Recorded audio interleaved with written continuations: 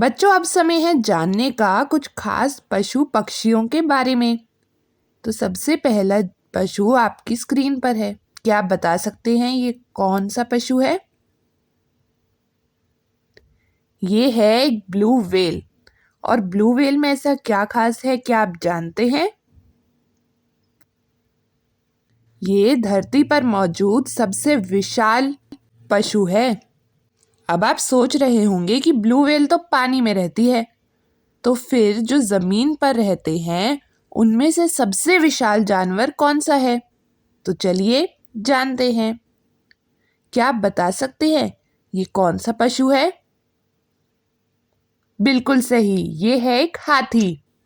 और हाथी की खास बात यह है कि ये जमीन पर रहने वाला सबसे विशाल पशु है। क्या आप इस पशु को भी जानते हैं? ये है एक चीता। और इसकी खास बात क्या है? ये जमीन पर रहने वाला सबसे तेज पशु है, जो बहुत ही तेजी से भागता है। अगला पशु है ये। क्या आप इसे जानते हैं? ये कौन सा पशु है? ये है एक जिराफ।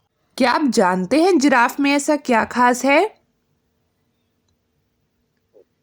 जिराफ है सबसे लंबा पशु। जैसा कि हम देख सकते हैं ये कितना लंबा है। तो ये है सबसे लंबा पशु। हमने जब खेलों की बात की थी तो हमने अपने राष्ट्रीय खेल की बात की थी। तो अब जब हम पशु पक्षी की बात कर रहे हैं तो हमें हमारे राष्ट्रीय पशु पक्षी के बारे में भी तो जानना चाहिए ना। तो चलिए अब उनके बारे में भी हम जानते हैं। सबसे पहला है ये पशु। क्या आप जानते हैं ये कौन सा पशु है? बिल्कुल सही, ये है एक बाघ यानी टाइगर। और टाइगर हमारा राष्ट्रीय पशु है। अब जानते हैं राष्ट्रीय पक्षी कौन सा है? क्या आप जानते हैं इस पक्षी को, जो बारिश में अपने पंख खोल के नाचता है? बिल्कुल सही, ये है मोर यानी पीकॉक। और ये है राष्ट्रीय पक्षी।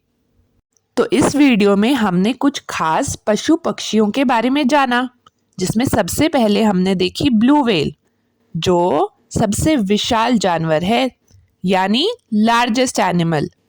उसके बाद हमने देखा कि लैंड पर रहने वाले यानी जमीन पर रहने वाला लार्जेस्ट एनिमल कौन सा है, जो था हाथी। उसके बाद हमने फास्टेस्ट एनिमल के बारे में जाना यानी सबसे तेज, जो है चीता। उसके बाद हमने देखा टॉलेस्ट एनिमल यानी सबसे लंबा एनिमल, जो था जिराफ। और उसके बाद हमने बात की नेशनल एनिमल की यानी राष्ट्रीय पशु, जो है टाइगर। और आखिर में हमने बात की नेशनल बर्ड यानी राष्ट्रीय पक्षी, जो है पीकॉक। आपने भी अपने आसपास कई जानवर देखे होंगे और उनमें भी कुछ खास बात होगी। तो जानवरों के नाम और उनमें क्या खास बात है ये रिकॉर्ड करके मुझे ज़रूर भेजें। Thank you.